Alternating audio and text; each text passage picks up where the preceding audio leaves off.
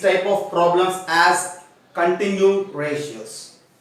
In the previous class, we discussed about the concept of ratio, the basic definition as ratio as nothing but the comparison by division, and what a ratio represents, what a ratio means. For suppose if the ratio between two quantities is like 2:3, then it represents the number of items or the amount with A when compared with B is in the form of 2:3.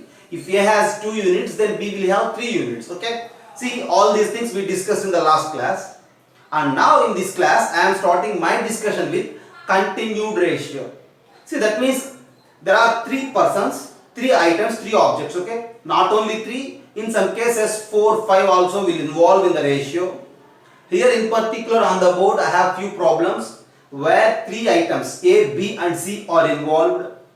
See, the ratio, that means the comparison between A and B as well as B and C are separately given, and they ask us to find the direct ratio, continued ratio between A, B and C.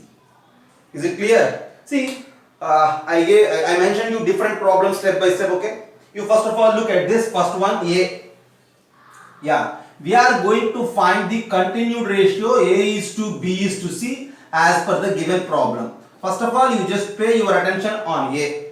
What is A? Actually, it is very simple. You just look there. A as given, A is to B is equals to 3:2 and B is to C is given like 2:5. See, if you pay your attention there, B and B is common thing, 2 and 2 is also common, then in that case there is a chance to write the continued ratio or the direct ratio between these 3 persons. What it means actually, A is to B is 3:2. That in the sense, if A has 3 rupees, B have 2 rupees. B will have 2 rupees. Okay. For every 3 rupees with A, B can have 2 rupees. That's the first statement. Whereas the second statement will convey us that if B has 2 rupees, then C will have 5 rupees. Okay, since the quantity with B is same in both the cases, so there is a chance to compare directly. If A has 3 rupees, B will have 2 rupees, and since B has 2 rupees, C have 5 rupees. So A3, B2, C5. So the direct ratio, the continued ratio between these 3 persons is A is to B is to C is equals to 3:2:5. Okay, since this number is common here.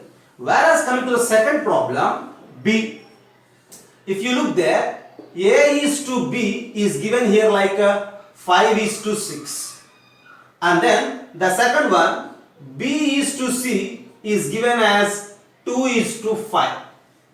Now look there, if A, the first person has 5 rupees, then B has 6 rupees. If A has 5 rupees, then B has 6 rupees. Whereas the second comparison tells us that if B has 2 rupees, then C has 5 rupees. That in the sense, see, B is a common number for these 2 ratios, but the quantity with B is not same in these 2. That's why we need to make that quantity to be same. To make that quantity to be same, what we need to do? Just have a look. This is 5:6. This is 2:3.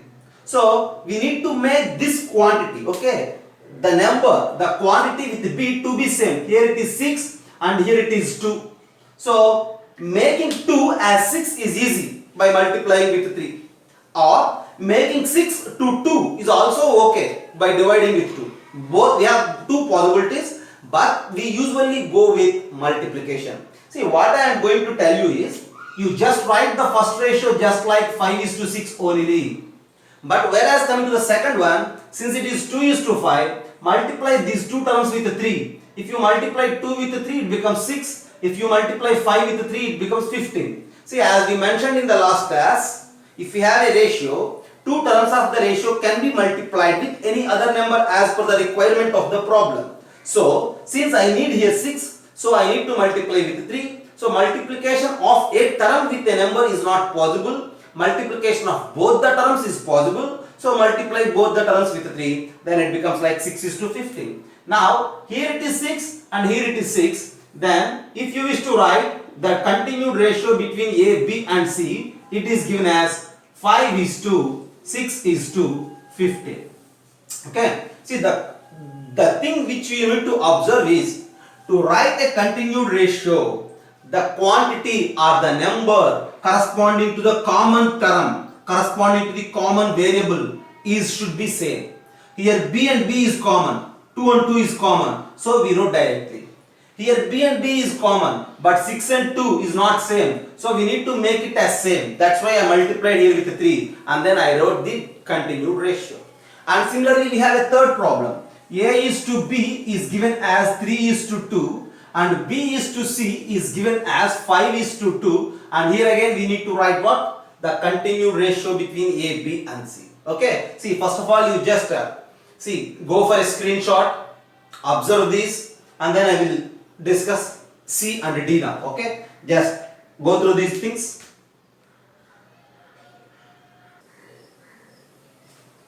Now look there. See, A is to B is given as 3 is to 2 in the first ratio. B is to C is given as 5 is to 2 in the second ratio. See, here 2 and 2 same, but we don't need that one. Okay, this 2 is corresponding to B, this 2 is corresponding to C. What we need? We need the number with B should be same. Okay, here B, okay, here 2, and then here it is 5. We need to make these two are equal. To make those two are equal, you need to multiply the first two terms of the ratio with this number. Okay, you need to multiply with this 5. And the second two terms of the ratio with this number. What is this number? 2. Is it clear? Okay, once again look there. See, we need to multiply the first two terms with this 5 and next two terms with this 2. You need to identify this 5 as well as 2. Okay, and if you multiply the first two terms with 5, then how it becomes? If you multiply with 5, it becomes like 15 is to 10, 5 into 3 and 5 into 2. And if you multiply these two terms with 2, it becomes like 10 is to 4. Now you just look there. See, B and B is common here, 10 and 10 is also common here. Then we have a chance to write the continued ratio between the three numbers A is to B is to C is equals to, by looking here we need to write it like 15 is to 10 is to 4. So this is the way to write the continued ratio or the direct ratio between three given numbers. Okay, just have a look. So the basic idea is to make the number with the same quantity, B should be same. To make it, we need to multiply like that. Is it clear? Yeah, so right. And then if it is okay, then you just go for D. Right? First of all, you just pay your attention on C, go with a screenshot, and then think about D. Can I erase this C? Yeah. Right. Then think about D. What is D? 2A is equals to 3B is equals to 4C are given. Then again we need to find A is to B is to C. Right. See, actually as per the given thing, 2A is equals to 3B is equals to 4C. All these three are equal. You just say these three are equals to some quantity K. Actually we don't know that quantity. You may say it as some K. Since these three are equals to some K, then we have a chance to write A as K by 2 and B as K by 3 and C as K by 4. Is it right? 2A, 3B, 4C are equals to K. So A, if you say K by 2, B K by 3, C K by 4. What I need here actually? I need to find A is to B is to C. So A is to B is to C is equals to the value of A K by 2, the value of B K by 3, the value of C K by 4. This ratio we need to find. And as I mentioned you, to find, see, if you have a ratio, there is a chance to multiply everything with the same quantity. So you just divide these three numbers with K, then K will get cancelled. And then you need to multiply every number with 12. Then how it becomes? So this is equals to 1 by 2 into 12 is to 1 by 3 into 12 is to 1 by 4 into 12. And on simplification, your answer is 6 is to 4 is to 3. Is it clear? I think everything is okay. Okay, just have a look there. A is to B, B is to C, C is to D are given, and we need to find A is to B is to C is to D directly. And for that, first of all, you just convert everything into a normal ratios, okay? Because fractions are involved here, right?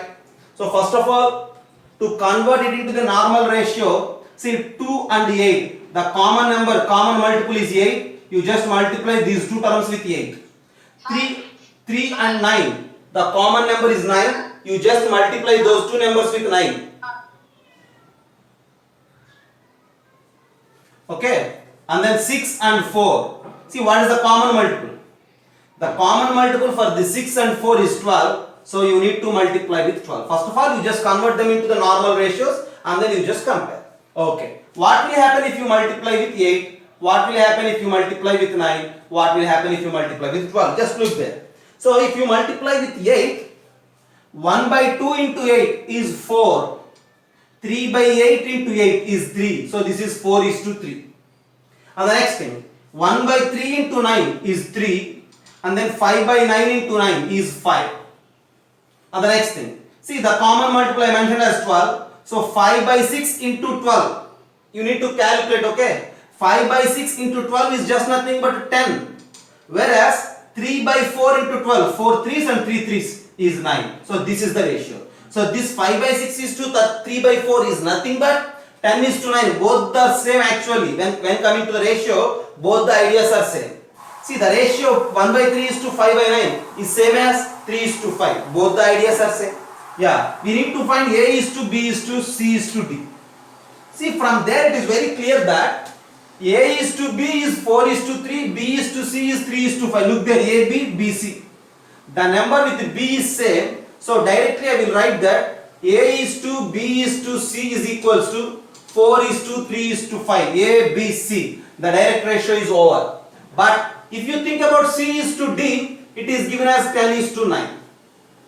Now you just think about the common thing. A, B, C, C, D. C is the common object, but here 5 and here it is 10. Okay? So to make the same, 5 and 10 should be same because C is same here. So if the number is same, then only we have a chance to write the continued ratio. That's why you just multiply all these numbers again with 2, because to make it 10, then it becomes like 8 is to 6 is to 10. Now this is 10, that is 10, and here C also same. So at the end we have that A is to B is to C is to D is equals to 8 is to 6 is to 10 is to 9.